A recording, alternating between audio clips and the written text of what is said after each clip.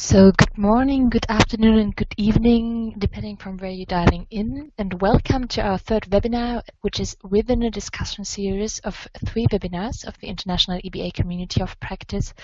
And in this webinar series, we focused on EBA-relevant tools and methods, and in today's session, we will discuss how to identify and prioritize EBA options. My name is Alexandra Köngeter. I'm advisor for the BMEB IKI-funded global project Mainstreaming EBA with GIZ, and I will guide you through today's session. So let's have a closer look on today's agenda. First, we will start with short community news on important global events. So the first input will be from Juan Carlos from Semanat in Mexico on the CoP22 in Marrakesh, and he will share also his impression from the side event on sectoral NDC implementation. Afterwards, Felipe is sharing his experiences from the Habitat 3 conference, and they had a workshop beforehand in Bogota on financial instruments for urban EBA, and this workshop was in preparation of Habitat 3, so he's presenting the results. And then we come to our main thematic input, which is on the tool to identify and prioritize adaptation options, and Ainara integrated the EBA approach in this general adaptation tool. And afterwards, after this more general presentation, Felipe is sharing his experiences from application in Colombia. So I think both presentations will complement each other in a very nice fashion. And then we come to the conclusion of the discussion series, and I will present the next steps. So some housekeeping rules. You see on the left-hand side, there are some symbols. You can raise your hand if you want to ask a question, and feel free to use the chat function. I will mute your microphone to avoid noises in the line. So I will only switch on the microphones when I see a raised hand. And if you have any technical issues, please use the chat function or send an email to our technical support, Carlos Fürschmidt. And last information, our webinars are being recorded and will be made available on the Adaptation Community net to the publicity. Like to emphasize that this webinar is being recorded, and the recordings are made available on Adaptation Community net within the next days. So with this, we come to our first input on the community news, and I would like to give the word to Juan Carlos from Semanat in Mexico to share the impressions on the COP in Marrakesh and on the side event on sectoral NDC implementation. Juan Carlos, please. Thank you, Alexandra, and thank you, GIZ, for inviting me to join you today in this webinar and to the community of practice on ecosystems-based adaptation. It's a pleasure to be here with you today. The side event in which I participated under the invitation of GIZ was related to achieving NDCs. The title was Champions from a Sectoral View, Practical Examples and Outlook. And the participants included representatives from different government ministries from Bangladesh, Namibia, Mexico, Vietnam, and of course we have someone from Germany, from GIZ, helping us with the moderation. But the most relevant aspect on this is the interest that exists basically throughout the world about how countries will progress in terms of implementing their nationally determined contributions, and why this is important for this community of practice. Well, as you may imagine, any side event that takes place within a conference of the parties, within one of these large gatherings of people, represents the opportunity for everyone to share information about what is happening, what are the priorities of the countries, which topics are being addressed by different organizations, what is the support that is being provided, the different type of support and funding options that exist, and so on. So it's a perfect place for anyone to exchange this type of information, and of course for many to know about what is happening. And in the case of ecosystems-based adaptation, which was the topic in which I presented, in that capacity I participated in this side event, that drew large attention from the audience. And this is relevant because even though we have in the panel speakers from Namibia and Bangladesh and Vietnam, as well as myself representing Mexico, you could think that all of these countries are equally vulnerable to the potential impacts of climate change, and the topic of ecosystems-based adaptation could be equally relevant to any of those countries. However, in the case of Mexico, so far, or at least at the moment in which we did it, we were among the first to submit or to include in our submission the notion of adaptation as part of our national contribution. And that was, in my view, a breakthrough in terms of what do we expect from a contribution from any party, any party to the UNFCCC. And of course, that raises a lot of attention and of course, questions. And I mentioned this because, for instance, one of the questions that were posed during the presentation, during the side event was, well, why is Mexico including adaptation and the notion ecosystems-based adaptation as part of its national contribution to the Paris Agreement and to the global effort on the fight against climate change? And in our view, well, the answer is pretty simple and quite straight. It makes sense to anyone who has an interest on conserving biodiversity, on protecting the natural environment, and of course, who has an interest in protecting its own citizens, working adaptation from this perspective. And even though this may sound as a very simple and almost nonsense answer, it triggered a number of additional questions as part of the side event. Because, for instance, that also raised the question of, well, if that's the case, why are you considering deforestation as part of your work on adaptation and as part of your contribution to the global effort? So, of course, this is where the synergies between mitigation and adaptation may come to exist.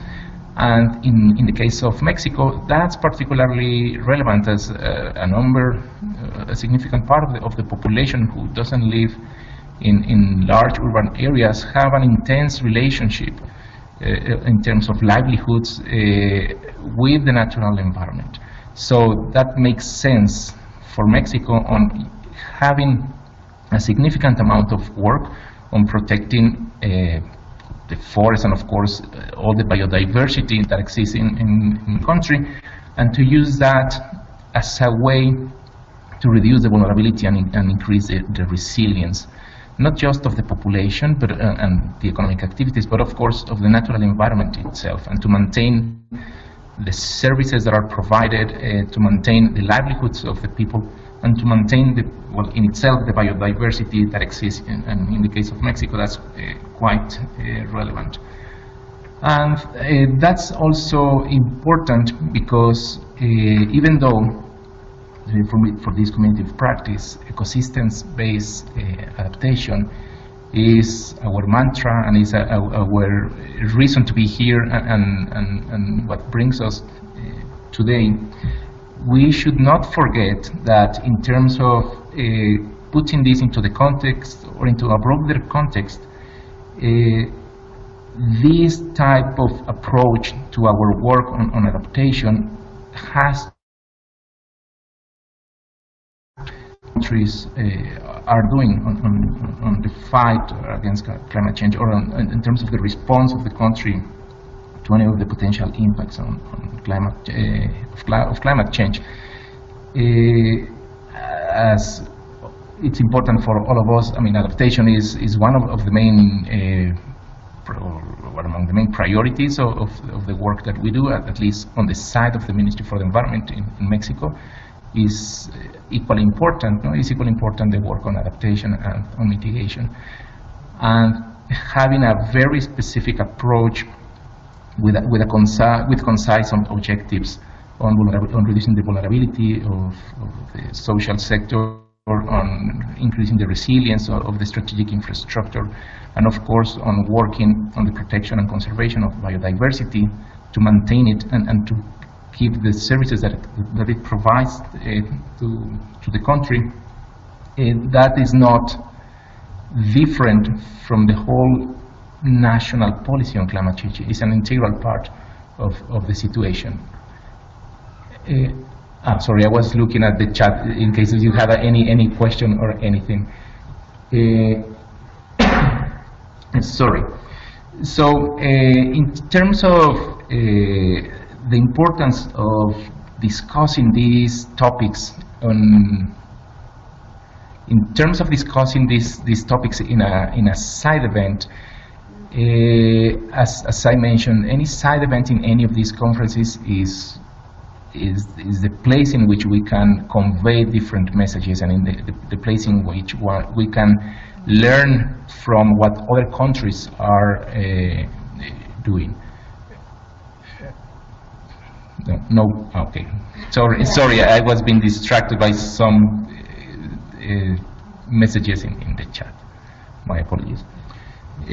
So, well, I don't know if you have any questions so far on what I have mentioned. Maybe I was speaking fast. Okay. Thank you very much for this, Juan Carlos. A bit confusing, I think, because you're sitting together with Mariana and some other colleagues in the same room, and so it's shown that Mariana is presenting. So I would just open a very short round for spontaneous questions right now, and how to engage. Please raise your hand. On the left-hand side in the window there is a hand, and you can click on the symbol and I will give you the floor for a question. So on the left-hand side, you might see a hand symbol. We will also have a question round and a discussion round afterwards, after all the presentations. So if you think that you might have a question later on, then we'll come to it. But there's already a question in the chat. Dear Juan Carlos, very interesting information. What would be the next steps for Mexico in implementing EBA under the NDC? So, Juan Carlos, if you would like to answer this question. Yes, thank you. So the question is, what would be the next steps for Mexico in implementing ecosystems-based adaptation under the NDC?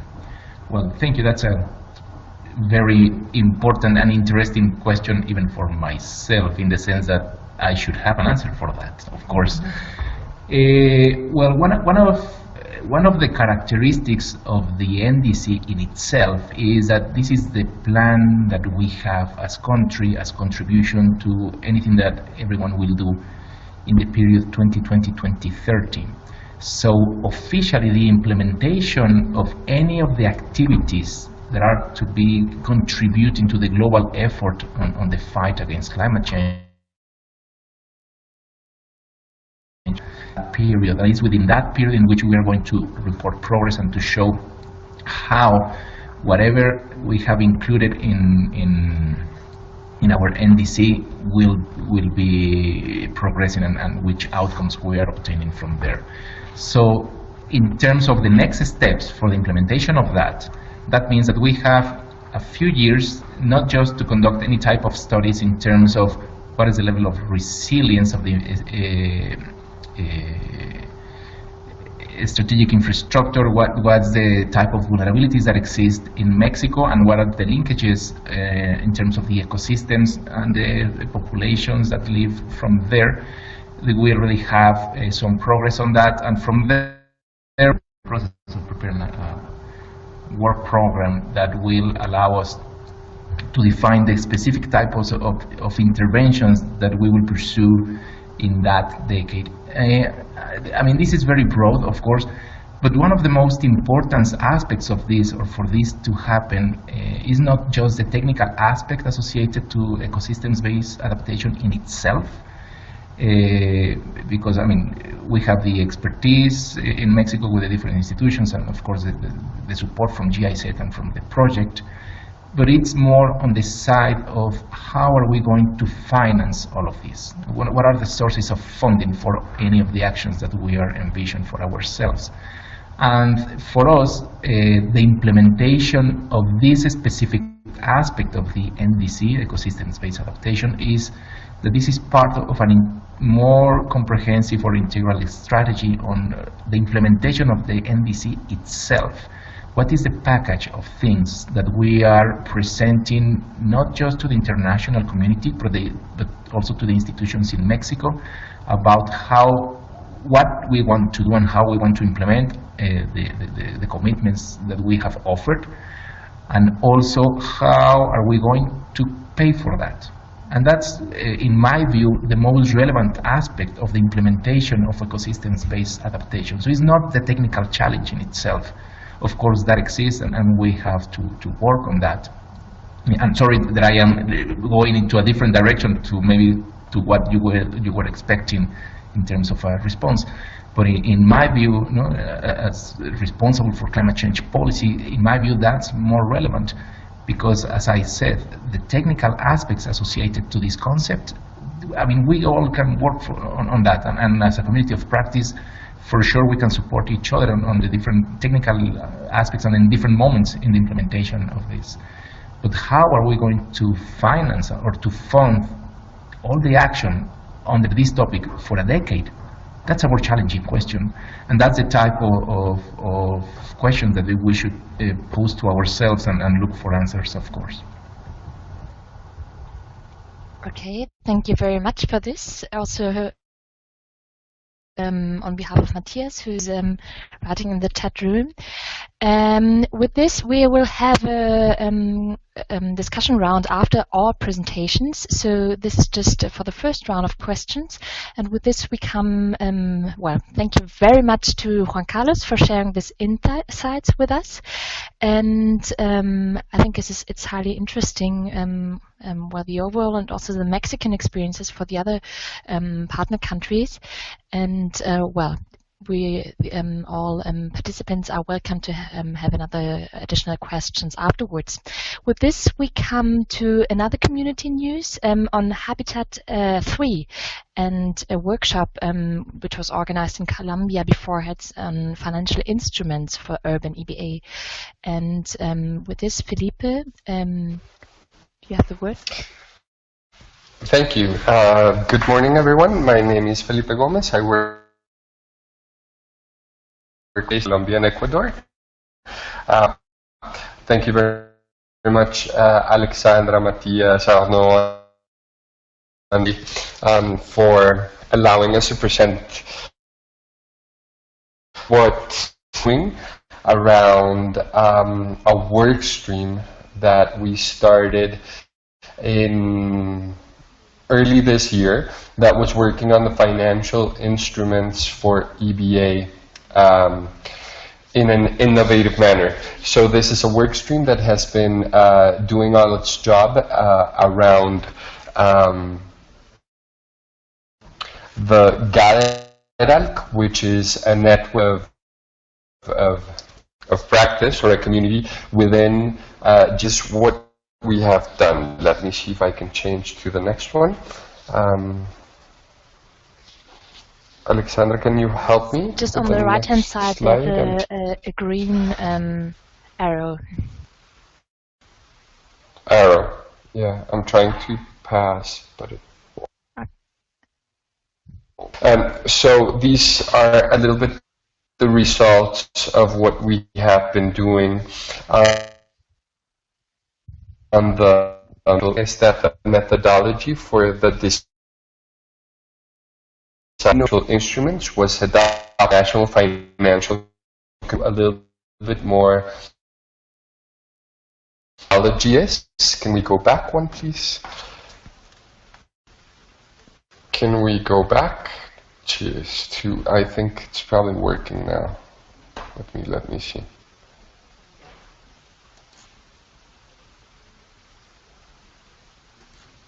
There are people reporting that they have trouble with audio.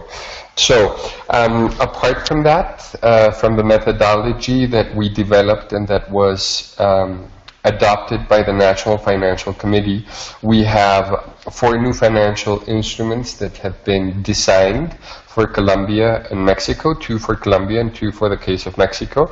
We have had requests for additional workshops at the local level. 2 requests, one in Santander and the other one in the department of Huila, which is another department here in Colombia. And I am going to go now into the results. So the methodology, we found out that financial instruments basically have 5 components, right, or 5 elements we have to work in. The first one is, I'm trying to pass to the next slide.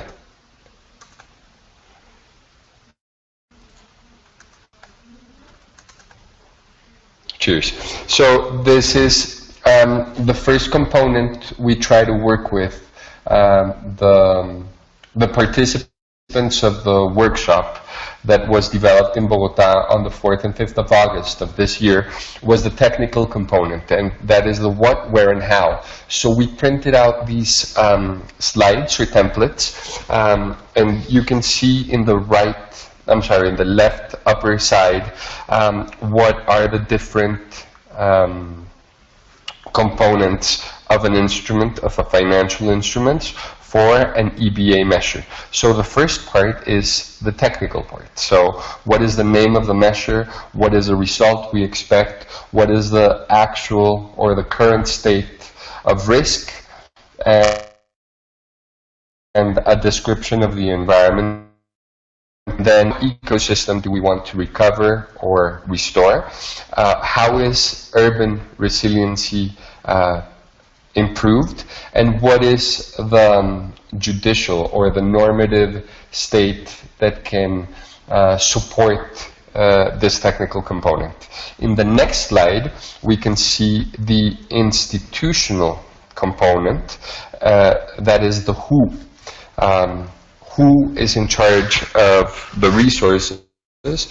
Who can take charge of the institution or the financial instrument that is being developed? How can transparency be assured? What is our expected result? And how can we ensure efficiency? The normative aspect or the normative component, as you'll see, is also included here. That is cross-cutting component that we will see in each of the elements we are discussing. The next one is the financial component, which tries to answer to the question, where are the resources coming from for the financial instrument? What is the instrument that is being developed? If it's a crowdfunding initiative, if it's a fiduciary fund, if it's a green bond, if it's a tax, it depends parts of the financial instrument. How is it developed?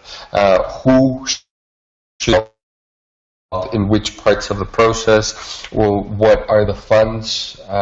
Where do we get them from? What needs to happen for us to get there? How can we scale up the income for the financial instrument? What would be some of the expected results? And again, the normative aspect. In the next slide, we can see now the commercial component, which we believe is something really important. We many times, as technical advisors, what we do is to concentrate on the technical aspect, on the financial aspect, on the institutional aspect, but we forget how to sell the financial instrument. Who are the people or the institutions that would be interested in financing or putting resources into the financial instrument? What are the principles and values that the measure tries to convey? And that is how you build up a slogan, and you try to sell the financial instrument.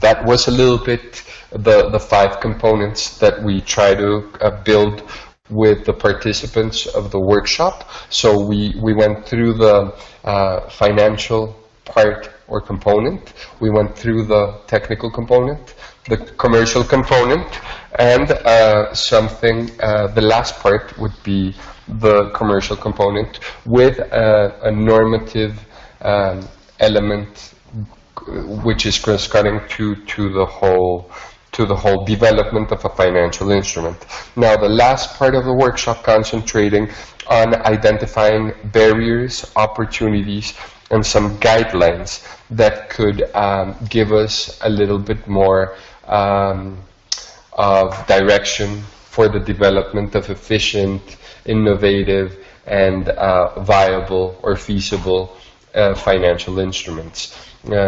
We have a publication which was the result of all this work, and the video. So if you can go to the next slide. This is the most innovative financial instrument developed, the one before, please. This is the most innovative financial instrument developed. It is presented by Isabel Cabellier, which works for the UN, and we have 2 videos available to you where you can see a little bit how the development and what the results of the workshop were. Now, we also have available for you in the next slide the booklet that resulted from all the work we did, which is available online, and we can send it to you if you would like. Here you can find the barriers, the opportunities identified, also the guidelines that we came up with as a team in the workshop that can give you a little bit. What does a financial instrument for resiliency or for EBA needs to have in order to be efficient, effective,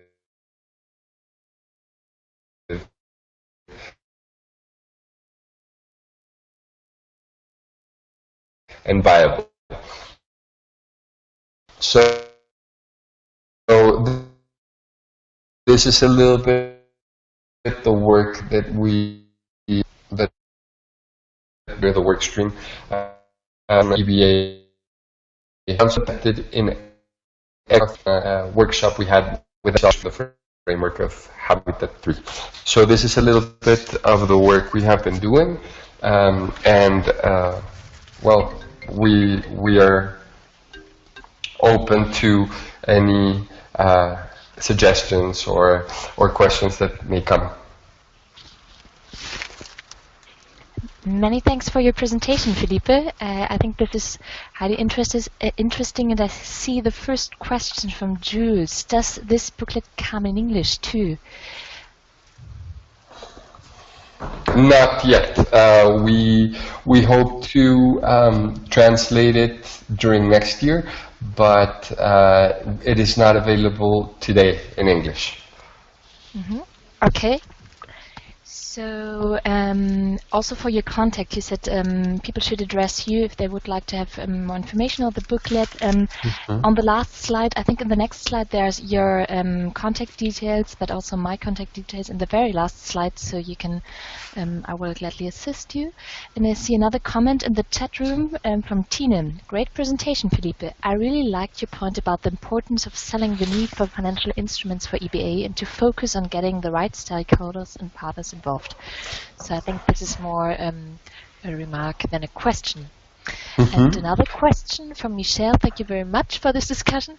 How did you take into account the social aspects in developing the financial instruments?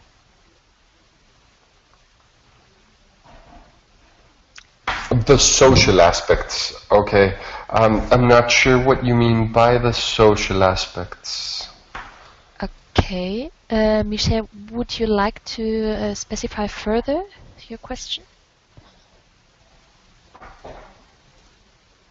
Otherwise, we will have room for another discussion round at the end of all presentations. But Michel is already giving a specification about social aspects. It's about the target group. So how did you take into account the target group?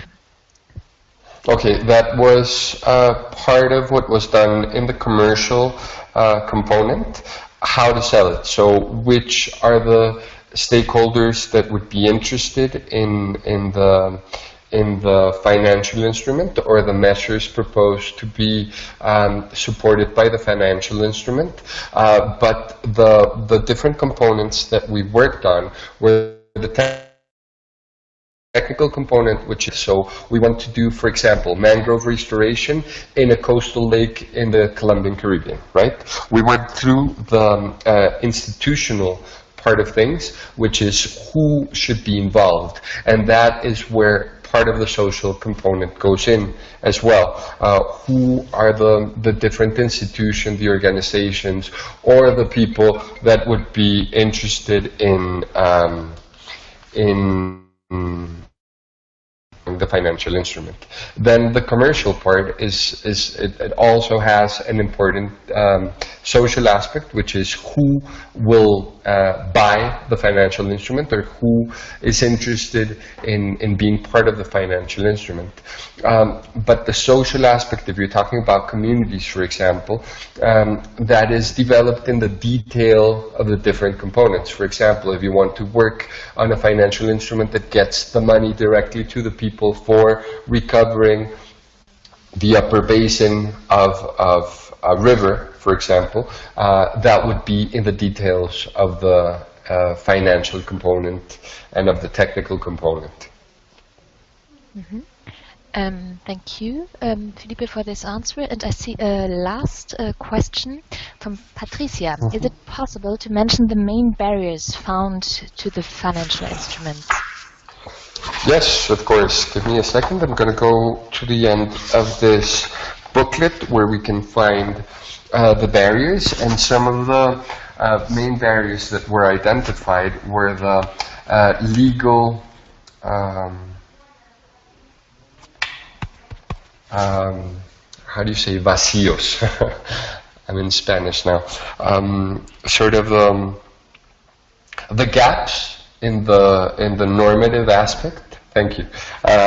So, and the general sort of lack of knowledge around the norms and the laws that go for the technical, because the normative component is important for the commercial aspect, for the institutional aspect, for the financial aspect, and for the technical aspect. So the gaps in laws or in the norms is important. The second one was sort of a lack of an integrated approach for the projects that want to be financed. The third one would be lack of knowledge on IT, on technologies of information and communication. That was identified as a big barrier for implementing projects at the local level. Many of the communities that want to have access to finance don't have access to technologies of information and communication, where most of the financial instruments are publicized and commercialized.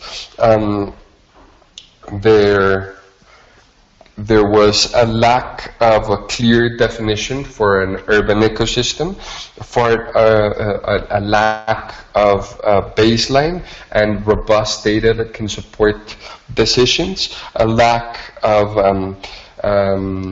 or gaps in the knowledge for the land use. For example, there is always one of the most complicated barriers to overcome is to know who owns the land and what can be done in a specific area. And the last one was, the last ones were a lack of transparency and a lack of institutional coordination. Those were some of the barriers that were identified. Okay, thank you very much, Felipe, for this presentation and question and answer round. I'm having a look on the time, and I think we should, well, I think there might be some more questions around, but I think we can address them perhaps later on and come to the next presentation. Felipe, perhaps you could share the publication within the member space of the International EBA Community of Practice on Global Campus 21. Yes, you say sure, so thank you very much for this as well. And with this, we come to our main thematic input from today, which is on the tool and how Ainara integrated the EBA approach in it. And Ainara, please, you have the word. Hi, I'm Ainara Aranguren. Thank you all for being here. I'm going to present my a project I've been developing with the GIZ, and it's about the incorporation of the EBA approach in the methodology for prioritizing climate change adaptation measures, which has been developed with the global project mainstreaming EBA of the GIZ. So the green arrows, right? Okay. I found this great diagram in the Adaptation community net, and it is about how you can integrate different tools or elements to incorporate the EBA approach in a decision-making cycle and a planning and policy project. So this methodology is inserted specifically in the prioritize and select adaptation options phase. And as it says in the red letters, you need a multi-criteria analysis, and I would like to add the cost-benefit analysis in order to prioritize the adaptation measures. Which is the two main tools of this methodology, which I'm going to explain in the next slide. Okay, so this methodology was developed by the Mexican-German Climate Change Alliance of the GIZ, together with the Ministry of Environment and Natural Resources, the Semarnat, with the two other counterparts, which are the INEC and CONAMP, the National Institute of Ecology and Climate Change, and the National Commission of Natural Protected Areas. This methodology was identified in the context of the National Policy on Climate Change in Mexico, which has a very robust institutional framework. We have the law, we have an Interministerial Commission of Climate Change, a strategy, a national strategy, a program, the PEC, and we identified the need of this methodology together with the GIZ when I was working in the Semarnat, the Office of Climate Change Policies. We identified the needs, especially with the experience of the first PEC, like the PEC of the Special Climate Change Program of the last administration, and it emerged especially from the need to prioritize adaptation measures while better allocating human and financial resources for adaptation in a transparent way. At the same time, it also responds to the need to strengthen institutional and social capacities for climate change. And the main attributes of this methodology, it is that it's flexible and adaptable to different contexts, as you'll see when I explain all the different steps. It encourages participation and constant reflection and capacity development of the participating actors. It is based mainly in these two tools, which are the multi-criteria analysis and the cost-benefit analysis, that are the steps 5 and 6. But these are inserted in a systematic process that consists of 7 steps that allow having a list of prioritized adaptation measures for future implementation. So in the first steps, you see the process design. This step helps you define the objectives of the process and the resources available and the role of the stakeholders.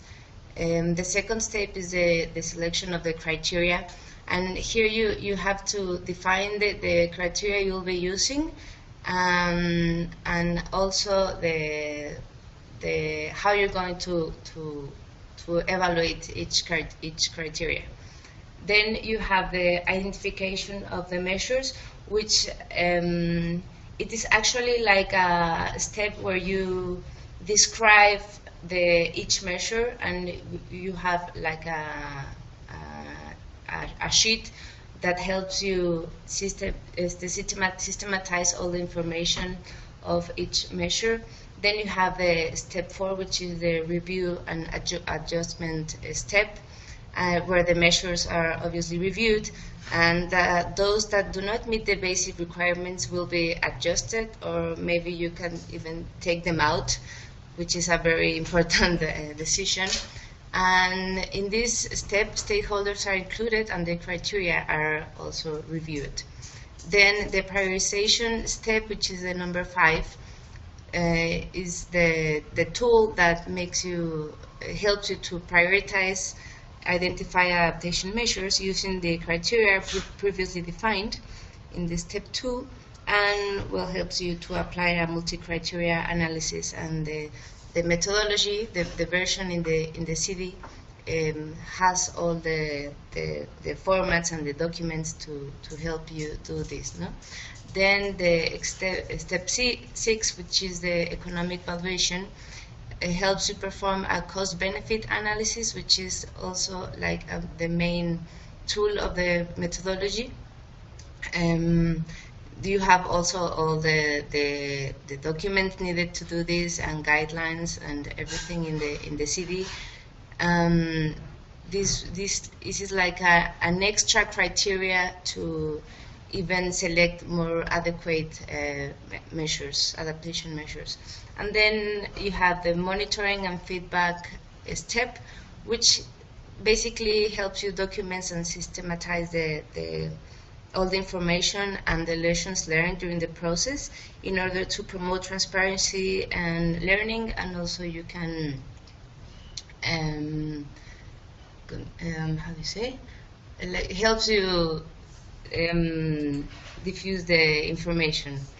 So the next slide is about the study itself, and the project is incorporation of the EBA approach and illustrative examples in the methodology for prioritizing climate change adaptation measures. And the main objective is to strengthen the methodology by incorporating the ecosystem-based adaptation approach, emphasizing the sometimes poorly known and unseen benefits of this type of measures when compared to non-EBA measures, and also when they are not compared. So,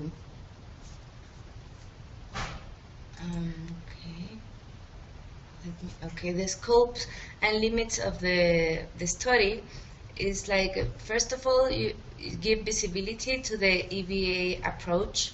So we are incorporating, of course, the definition of the EBA, but also benefits and limits of the approach. We want to provide useful elements for public policies on climate change. So we want to give a little orientation on public policies, so they can use EBA approaches.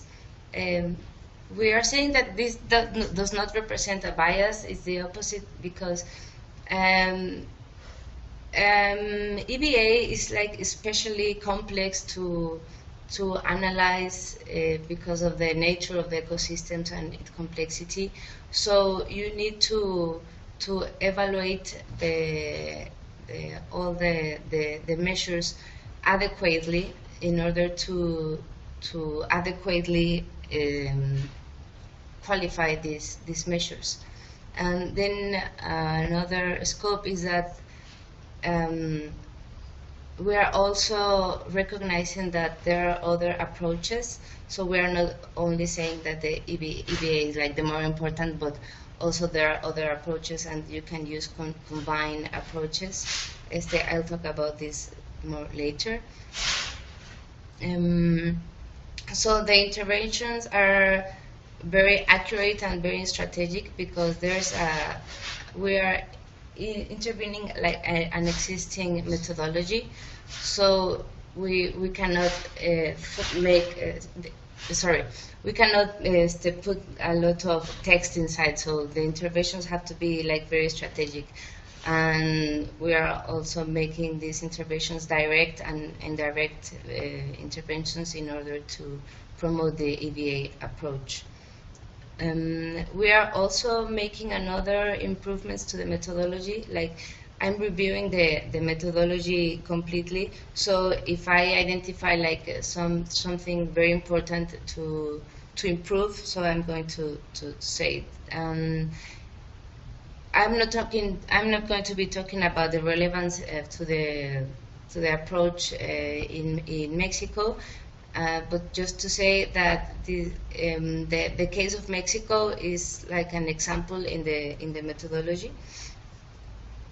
So the next slide. Okay, since we are more about the interested about the process and not only the content itself, I'm going to talk about the process I've been following for this work in progress. And of course, first we have the start meetings, and in all the consulting, I've been making bibliographic research and having meetings with different experts, also having this program meetings with the GIZ. And at the beginning, I make a general review of the methodology in its printed version and the digital version. I started identifying the possible entry points in all the documents, having the first idea for the 3 examples we are going to elaborate. Then in one hand, we are going to elaborate at least 3 examples in which the ABE measures have been prioritized using the methodology. One is going to be a very illustrative and didactic example of comparing an ABE measure with an infrastructure, a green infrastructure measure addressing to the same problem. And the other 2 are going to be 2 real examples of how you can prioritize ABE measures in different ways. So maybe we're going to take 2 examples of Mexico, and maybe, no, 1 example of Mexico and maybe 1 international. We are defining this right now. On the other hand, we are going to incorporate, I have been incorporating into the context and the conceptual framework all the definition of ABA, the relevance to Mexico, and making these proposals and interventions in every step. We had a workshop recently, which was which was great for the process of incorporating the ABA because of the retrofit of the participants, and this was with the GIZ, the counterparts, and also one consulting which has been in the development of the methodology since the beginning. Then we're going to recommend if it's necessary to edit the fact sheet, or if it's going to be necessary to make another communication document. By now we have been developed a fact sheet about EBA, but specifically for the methodology. And then I will also going to prepare a proposal of illustration user-friendly regarding to the application of the methodology. Then, of course, I'm going to present the results of the consultancy, and then I'm going to support the integration of the approved recommendations. Okay, so one of the recommendations that are not directly related to the EBA, but is important to modify, is the scope of the methodology. Is that the previous scope you see in the corner, the methodology was defined to identify and prioritize adaptation measures.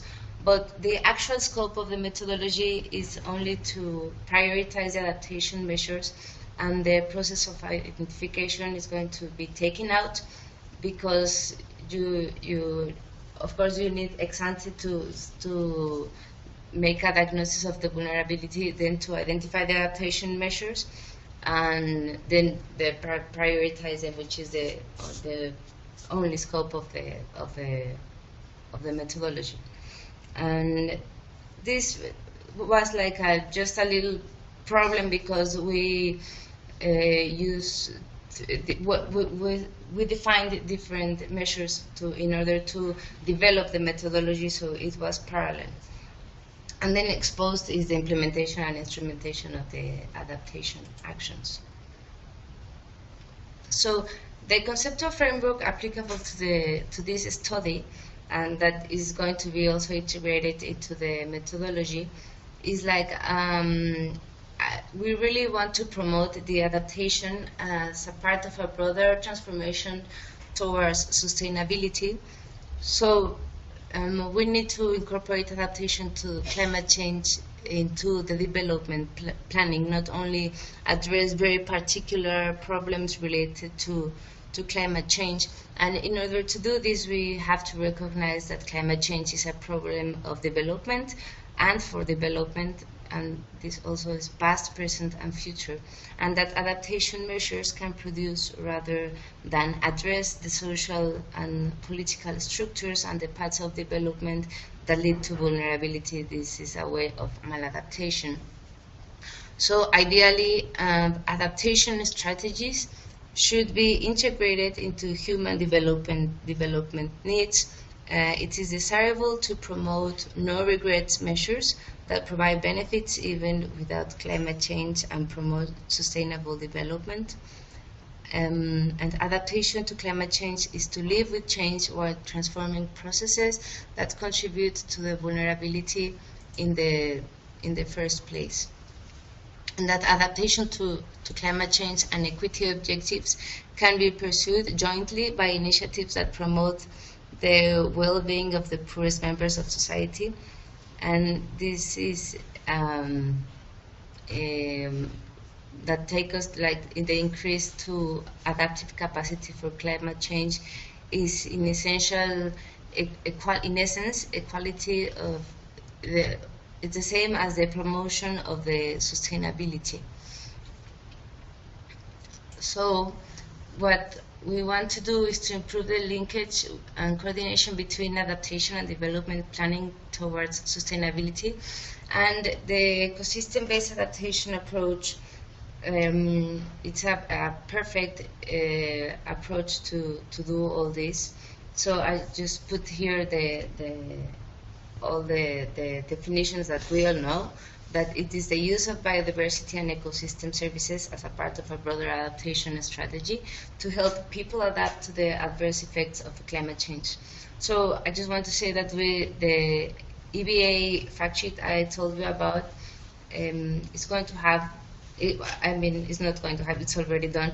It has the benefits of the approach, the good practices and lessons learned, and also the limits and challenges for future implementation of EBA. We are trying not to bias the incorporation of the methodology, so we are incorporating other approaches to adaptation also, and the definitions. These are the community-based adaptation, the disaster risk reduction approach, and engineering measures for climate change adaptation. We're also adding the combined approach among these with the ecosystem-based adaptation also.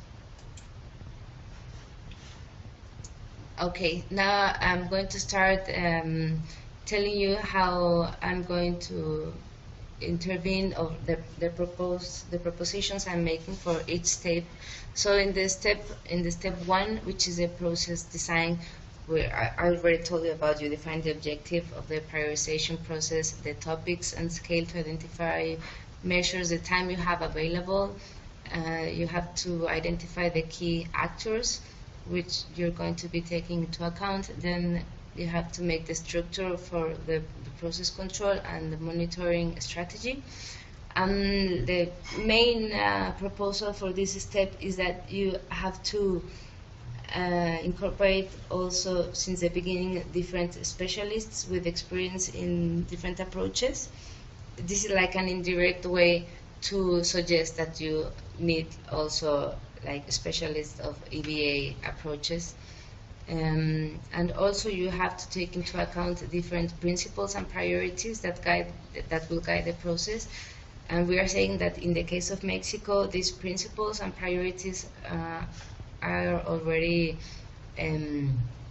proposed in the climate change law and also the national climate change strategy, which have already like different the criteria and principles of the climate change national policy.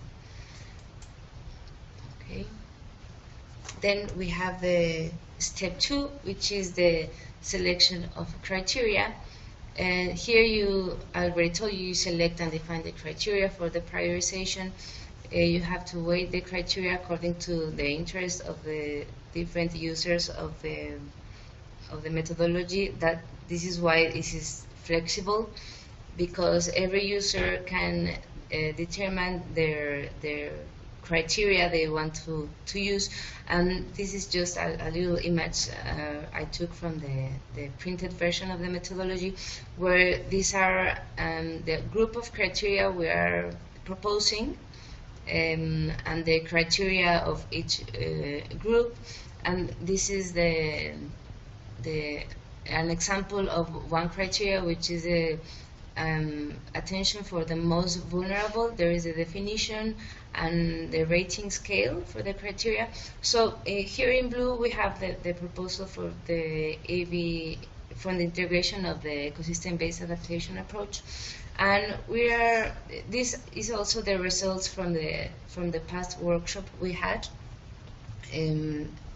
like 1 week ago. And after a lot of discussion, we proposed that we are going to make this new criteria visible in another image, and we are going to add the positive environmental externalities, also the negative environmental externalities, and the social ones, the positive and the negatives. This is because sometimes it's very difficult, not sometimes, most of the times it's difficult that you go to the last step, the economic step. Sorry.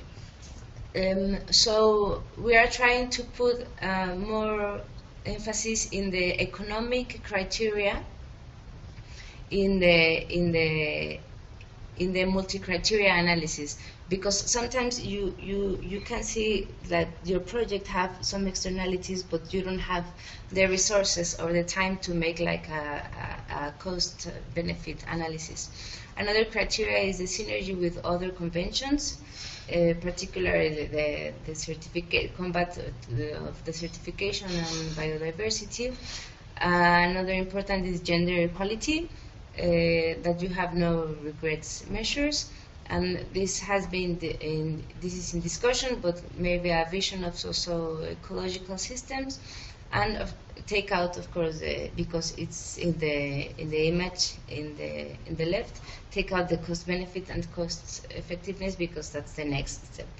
So, and another question we are proposing for this step is to ask, the user need to ask, what are the general priorities or principles of the national climate change policy that could be considered to define prioritization criteria. So this is applicable for different countries. In the step 3, which is only the detailed description of the adaptation measures, we want to emphasize that it's very important, the descriptive sheet, where there is an example there. We are trying to add different, new elements to describe in the descriptive sheet, which is what kind of adaptation approach you are using in this measure. We want to improve the co-benefits section. We want to add another section about externalities, And then if there is a risk of maladaptation, but we want to put this in other words, and of course the source of financing, which it was lacking in the previous descriptive sheet. Okay, then step 4, the review and adjustments. This is the step where you make a stop and you review everything before going into the prioritization process.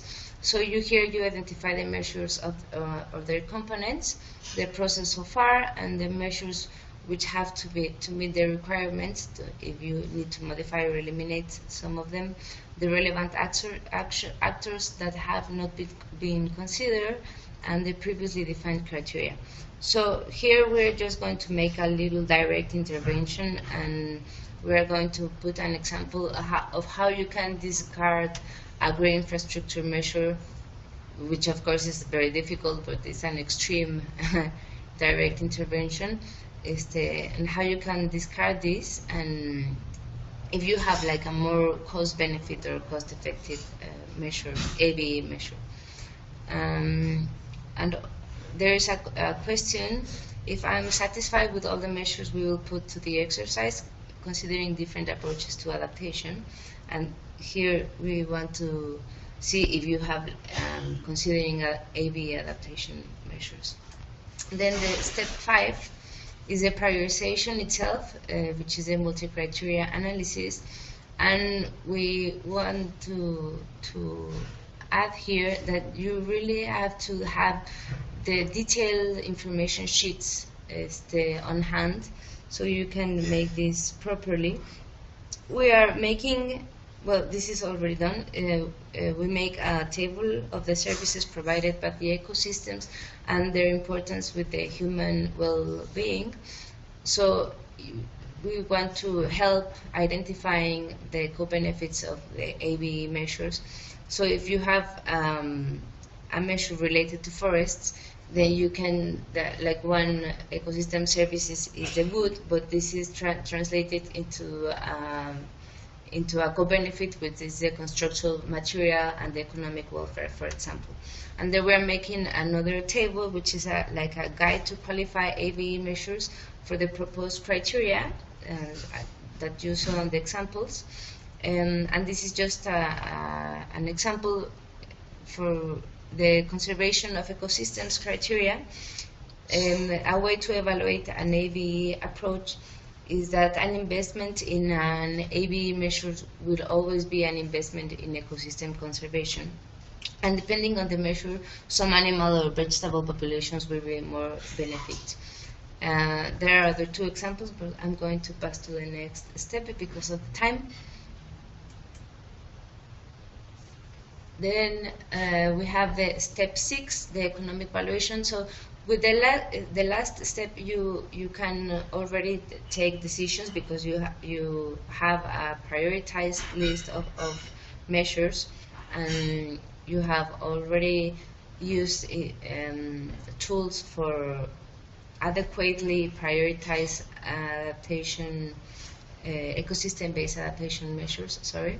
But if you have the time and the resources to make an economic valuation, we are developing inputs that support the evaluation of the co-benefits generated by EbA measures.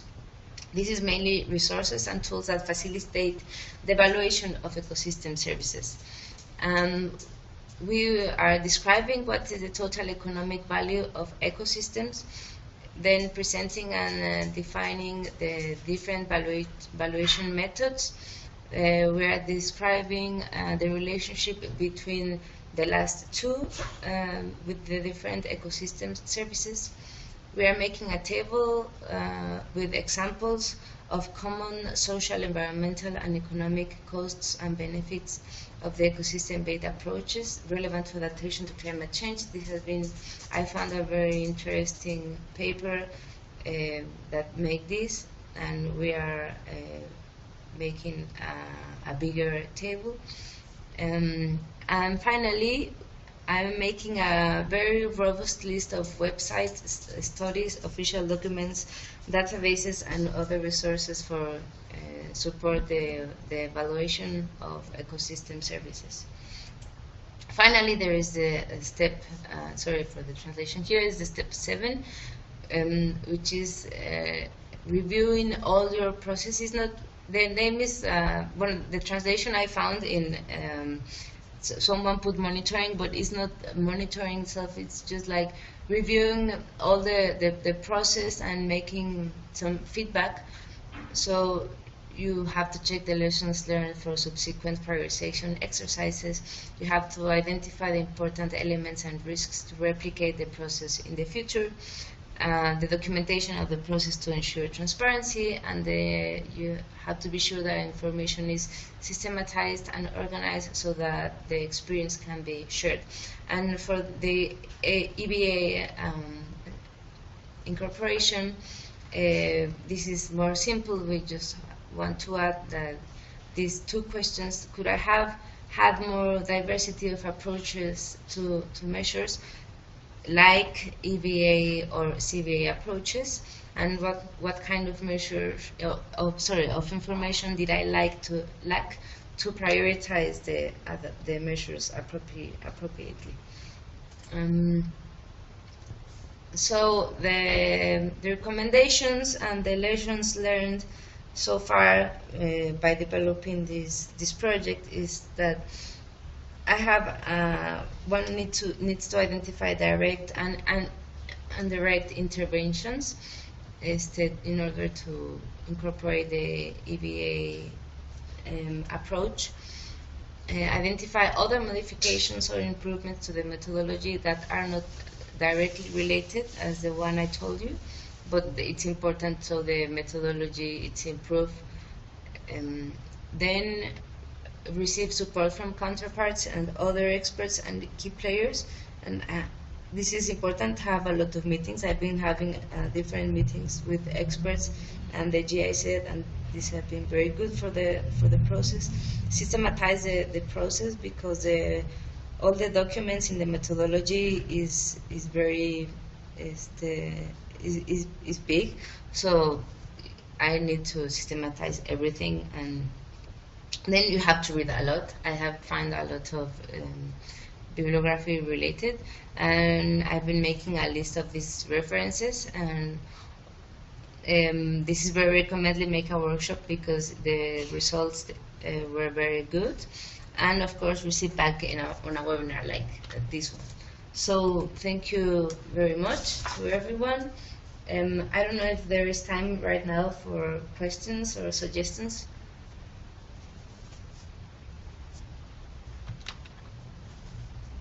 Thank you very much, Anara, for your presentation. I think we might have a round of questions, but after the presentation from Felipe, because this is also on the same tool, but on experiences from application. So I think this might your presentations might complement each other in a very nice fashion. So Felipe, perhaps you could go on, and then we have a common round of questions. Sure, Alexandra, thank you very much. Now this is the second presentation from our program in Colombia. We are very quickly going to present to you the results of the prioritization of EBA measures in Colombia. We have a particular sort of situation where the city we are working in, which is Cartagena de Indias in the Caribbean coast, already has a climate change plan, which includes both adaptation and mitigation measures. They have identified 7 ecosystem-based adaptation measures under a strategy within the plan that is focused specifically on ecosystem-based adaptation. The 7 measures, very briefly, just to name them, were restoration of mangroves in the nearby islands, restoration in the mangroves in the coastal lake near the city, recovery or regeneration of the beaches. There was one that had to do with biological corridors, both marine and continental or coastal. There was one that had to do with the tree planting plan for the city. So we have mangroves, we have the limiting or the delimitation of the coastal lake in order to determine which are the areas that cannot be built, where infrastructure cannot be built because of risk of flooding, mostly. And there is one I'm missing, recovery of corals. So we had 7 ecosystem-based adaptation measures that were very sort of loosely defined within the adaptation plan for Cartagena.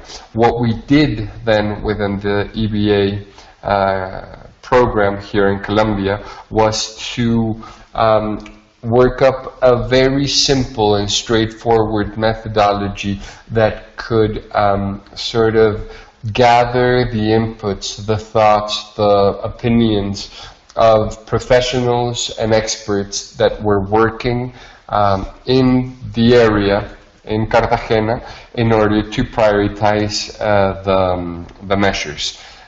We didn't only work on the 7 measures within the adaptation plan for the city, but we also identified other possible adaptation measures according to the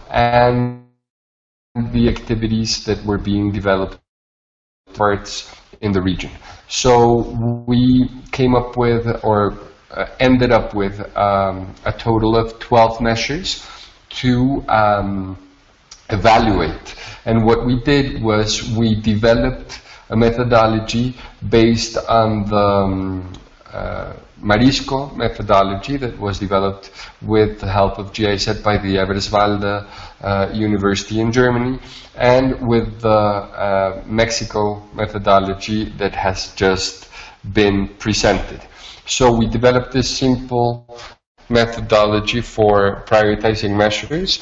We have already conducted 2 workshops for the prioritizations of measures, one in Cartagena and another in Córdoba, which the capital city is Montería, under both climate change plans, one for the department or state of Córdoba and the other one for the city of Cartagena. We came up with 12 evaluation criteria. These were based initially on the methodology that was just presented for Mexico, but we added additional ones. And we also did a very quick risk analysis, and we are going to go now to see the details of, I'm going to try to, thank you.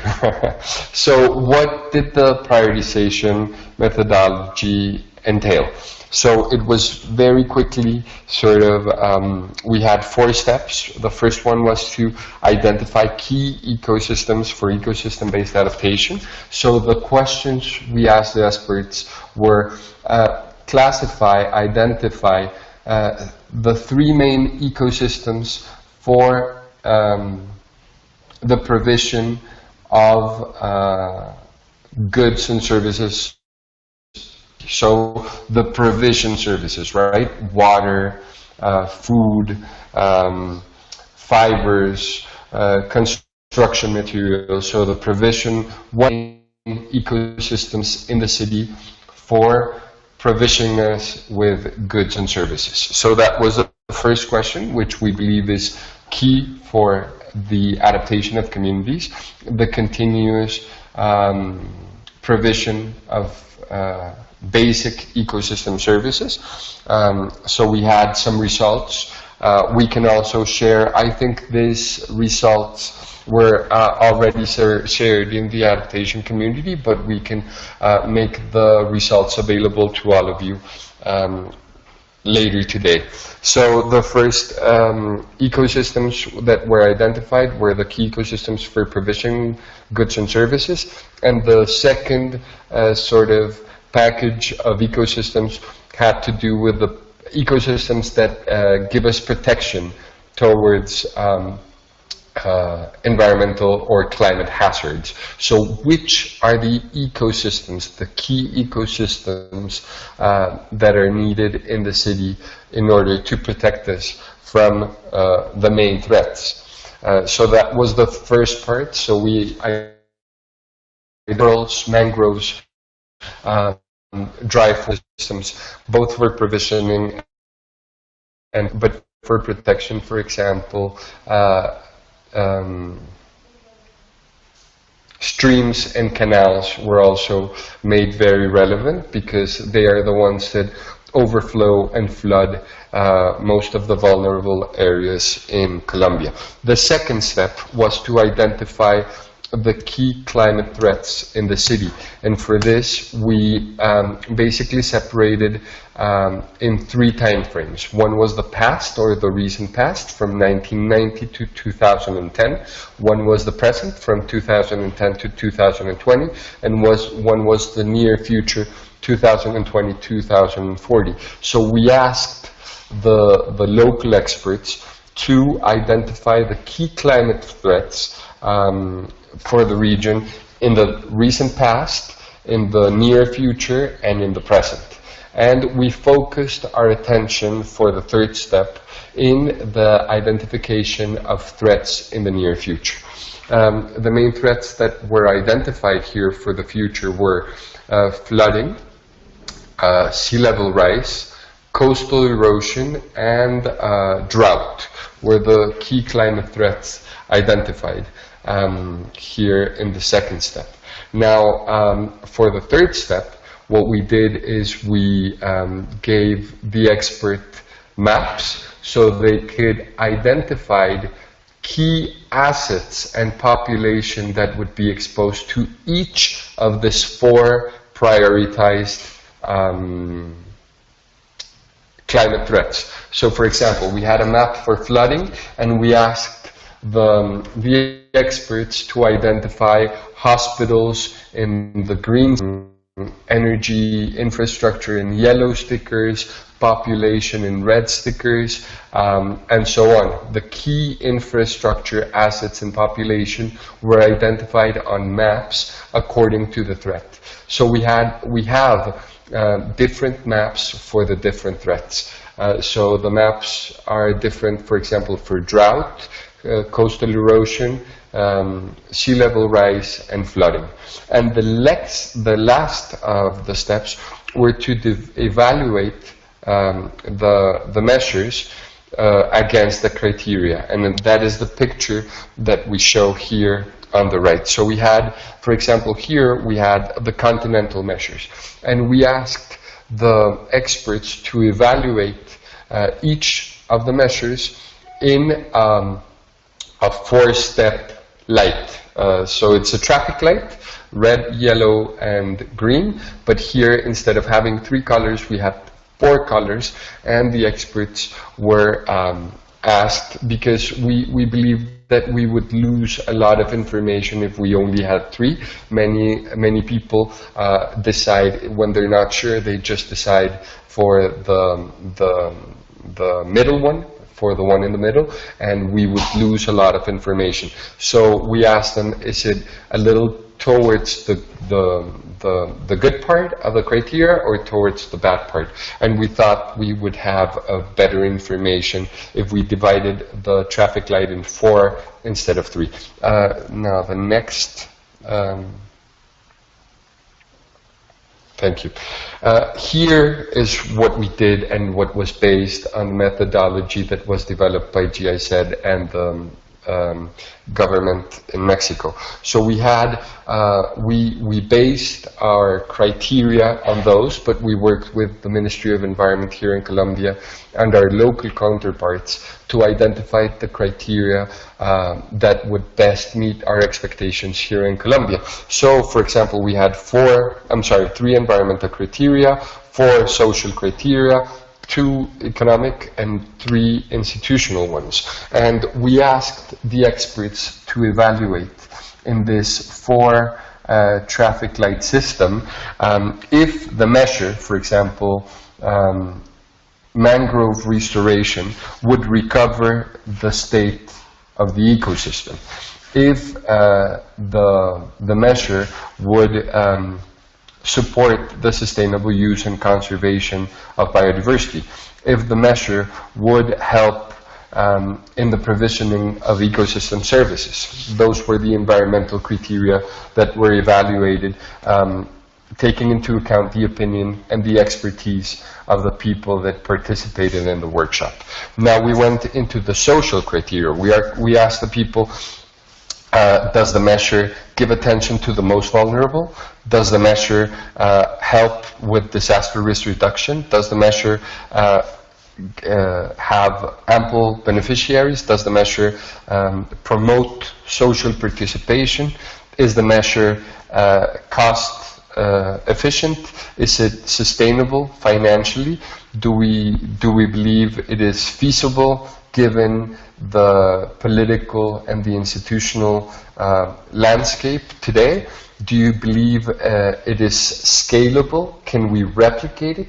Can we make it a bigger measure? Can we increase the impact? And the last one was, do you think there are mechanisms in place that will help monitor and evaluate the measure? So in the graph on the right, you can see what the multi-criteria analysis that gave us some light on what benefits the measure brings for the different criteria. And we ended up prioritizing 2 measures for Cartagena. One of them was regarding mangrove restoration, which was one of the ecosystems identified in step 1 as being important for the provisioning of basic ecosystem services, and also in the protection of the city towards coastal erosion, also important for, given its productivity, for food security.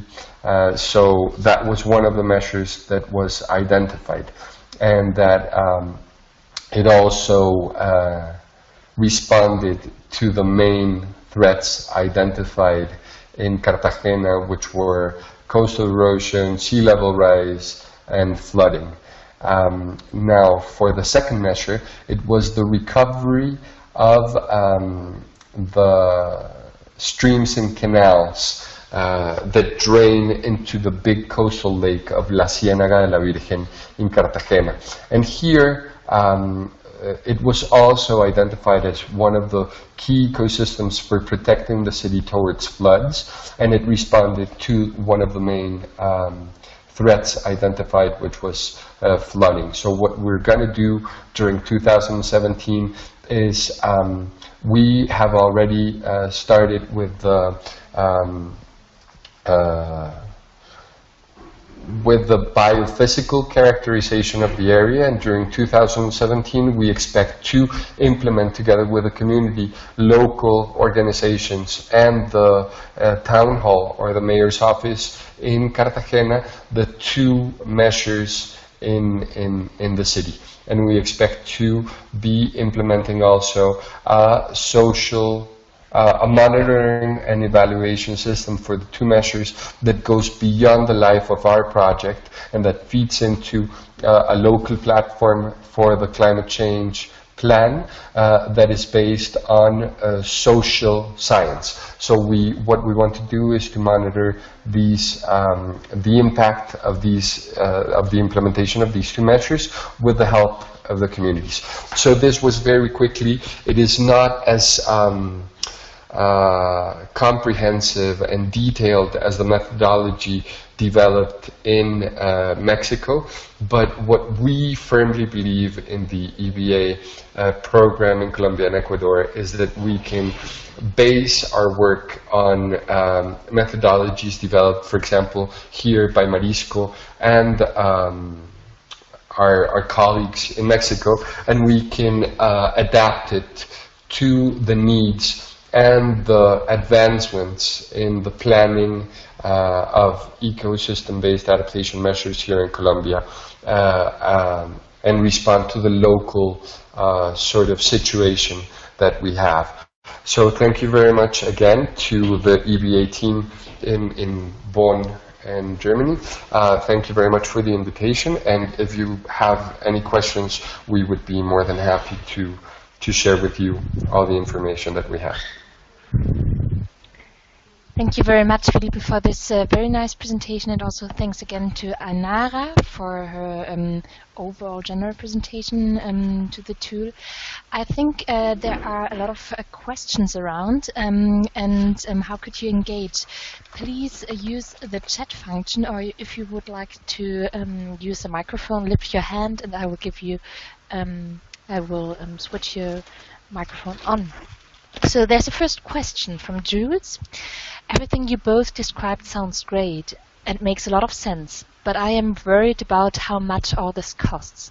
In my experience, development actors, e.g. NGOs, governments, often shy away from conducting CBA based on gathering fresh data due to the costs.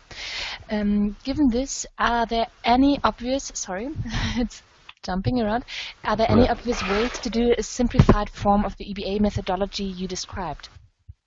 Sorry for it to be difficult. So the question on costs. I would perhaps read out the next question as well, and then we have a short answer round. So the next question is from Patricia. Is there geographical scope recommended to identify EBA measures? So for this, maybe a short answer around on the question, on the costs, and on the geographical scope. Ainara and Felipe, would you like to answer? Who would like to answer this question?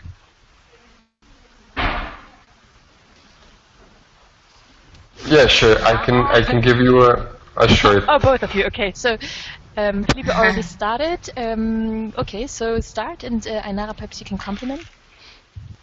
So regarding the cost that Jules brings up, we believe one of the lessons learned from our program that we would like to communicate to all of the other actors is, look, we didn't have a lot of time and we don't have a lot of money in our project. It's a 3-year project. It doesn't have all the resources you would like. As you know, many times resources are really scarce to work on the prioritization, on the implementation, on the design of ecosystem-based adaptation measures. So what we have, the sort of approach we have conducted is to make friends with all the institutions, with the people involved in the NGOs, the IMGOs, the government organizations. It is very important to sort of not only make them see and understand the importance of ecosystem-based adaptation, but to partner up and use the resources that other institutions have for developing workshops or the implementation of ecosystem-based adaptation measures. For example, for this workshop, we brought more than 65 people together. 50 of them were locals that work and live in Cartagena, so the local input was very important. But the workshop with the nights of accommodation for the 15 people that came from outside, with the moderator, with everything, it cost less than 10,000 euros. So including, transportation, all the airplane tickets, all the nights of accommodation, everything. And what we did is we talked to the Spanish cooperation, so they would give us a space. Didn't have to pay for a room to conduct, or all the materials. They were given by the Spanish cooperation. One of our brother or sister projects here in Colombia gave us the moderator. So we can work together with other institutions and take advantage, and I don't mean this in a bad way, but to use the logistics and the resources that other institutions have in order to reach our objectives and goals. And of course, they can use our infrastructure, our know-how to be supported in reaching their goals as well. So a tight network of institutions that work together for developing this is really important.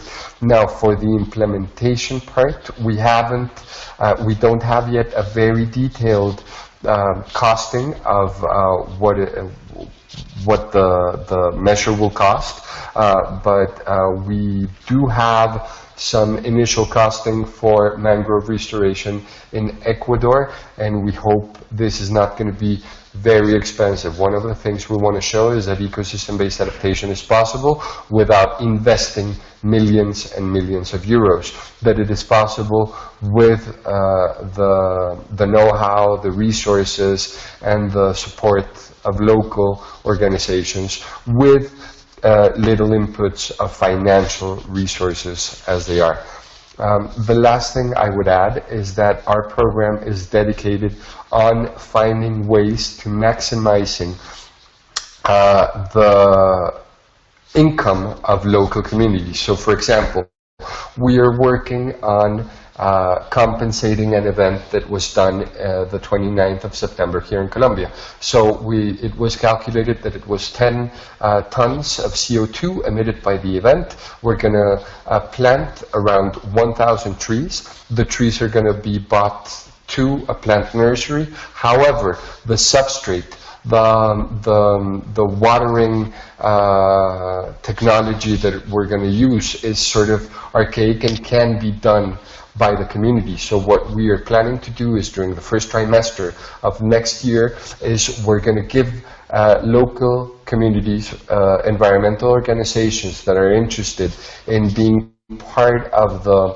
tree planting activities that are going to take place during the first rainy season of 2017. We're going to give them courses on producing substrate, on producing the apparatus I was talking to you about to water the plants. So they can produce them and the project can buy these materials directly from the community. So the community can benefit from the income that will come from the implementation of the measures. Okay, thank you, Felipe, for this answer. I will just have one other question, sorry, because we are running out of time. Ainara, so this is like a joint question for you, and if you want to add something to Felipe's answer, please feel free to do so. So the question would be on, from Michelle on how to consider soft activities like capacity building within the evaluation, because in cost-benefit analysis and cost-effectiveness analysis, it's quite difficult to integrate those soft activities. Ainara, would you please switch on? Yes, great. In the first question about which one is Jules, where is it?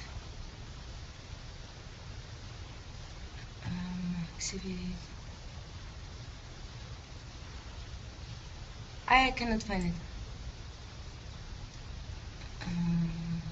Okay, about the costs and okay, so yes, it is sometimes very difficult, and you need a lot of resources and people, financial and human resources, in order to get to the step of the economic evaluation. But it is very important to try to get there, and if you get there, of course, there are different ways to evaluate the ecosystem services, and one that is very questionable, but you can use the different reference values from other studies and other projects similar to the ones you are evaluating.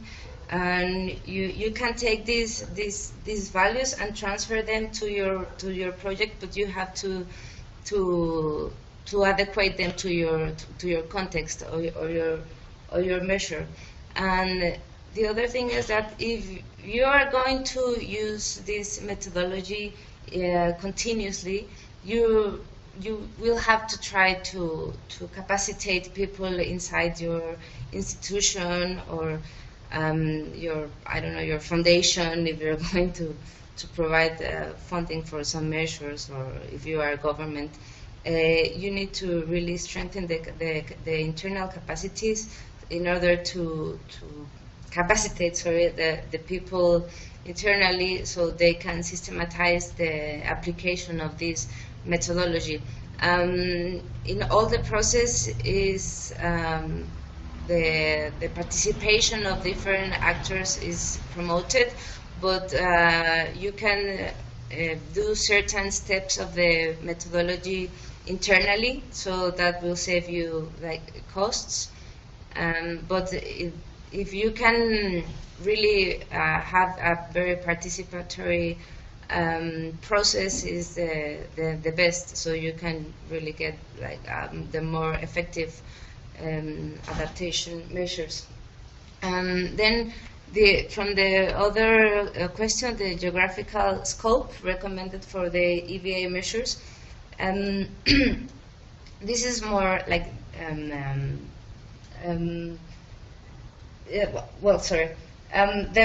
the best recommended scope is like you have to use a scale of the landscape scale, since you are working with ecosystems. And well, I was saying during my presentations that you have to really try to have always like an integral vision when making adaptation, and try to consider socio-ecological systems and recognize them as that's the reality in the territory. You don't have municipalities or states or even countries, no? You really have to adequate the measure to your ecosystem. So the landscape scale is very recommended in order to support or improve the ecological connectivity and ensure the provision of different ecosystem services that will help you adapt to different impacts from climate change. And the last question was about the soft activities. Okay, so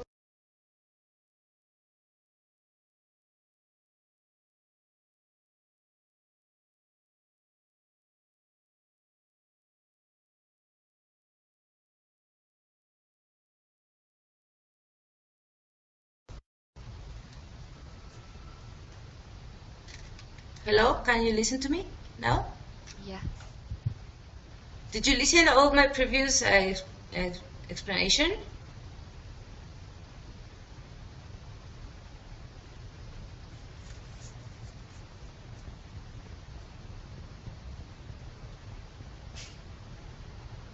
Okay.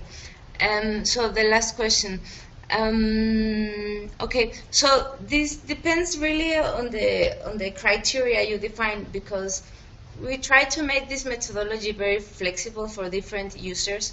So really, the users, that's why you have to define the objective of the process you're going to do. So the criteria is very important. So if you really want to support these soft measures, you need to use criteria that you'll support this type of measures. And then there is another very valid way to support these type of measures. Is like, for example, in the economic step, even you don't have the resources to make a complete economic evaluation for the cost benefit analysis or the cost effectiveness. You can just point out that measure specifically is very important due to the capacities that builds on people, for example, no? And maybe you cannot measure that or monetize that, but you can point it out. But that would be also like prioritized in the previous step. So maybe you don't have to get to the economic step in order to prioritize that kind of measures. And I think that's it. So thank you very much, Felipe and Ainara, for your presentation and the question and answer round. Thank you very much to everybody for the questions. I'm sorry, but we're running out of time, so we will leave it here, and I will gladly help you to get in contact if you want to have other questions afterwards. So just a very quick wrap-up of our discussion series, because as mentioned before, this is the last and final webinar within the discussion series on EbA-relevant tools and methods. So we started in August to discuss virtually in the member space of the International EbA Community of Practice on Global Campus 21. And afterwards we had 2 webinars or 3 webinars to address these questions on the member space, on risk and vulnerability assessments, etc. And right now the last webinar, and we are finalizing an outcome paper on the online discussion and the webinars. So we will publish this soon on Adaptation Community.net. And furthermore, we will include further sources. This is a compilation of excellent literature we would recommend you to consult in addition, and we did not address within our webinar series. So yes, and with this, the key questions we tried to address in this webinar series was which EbA-relevant tools exist already and have been successfully used at different stages of the project cycle. And you can see on the right-hand side the EbA mainstreaming cycle. Another question, how to adopt existing tools, just as Ainara showed, to a particular EbA context, and how to make these tools available to a broader public. So thank you very much for joining this discussion series. And with this, I hand over to Matthias, who is sitting right next to me, and he will give a broad or a short insight about EbA mainstreaming toolbox, which is under development and will soon be published. Matthias. Yes, Alexandra, thank you very much, and good morning, good afternoon to everybody. I hope you can hear me quite well. This is probably the perfect closure to our webinar, because 2 global projects funded under the ICI are setting up an EbA mainstreaming toolbox. This initiative is implemented by IIED, IUCN, and UNFCCC colleagues together with GIZ, and we are happy that we can integrate your experiences that have been shared and collected in this community of practice in this database. I have to admit, it is still a quantitative database of EbA-relevant tools, and based on our analysis, we found out that there are 158 potentially relevant tools out there. You can define them as process guidance tools, data information provision tools, knowledge sharing tools like databases, websites, and they are all categorized according to the EbA cycle stages that Alexandra just mentioned. I have to say that this is still a quantitative analysis based on your feedback during this webinar series and our subsequent communication with you. We would like to set up a qualitative assessment of these tools to really analyze which tools are implemented in practice, and for that purpose we will upload this draft toolbox on our EbA member space in the tool and methods discussion group, and it will be online until December 2016, and then we will make a final revision. So if you want to get access to this tool, please contact Alexandra.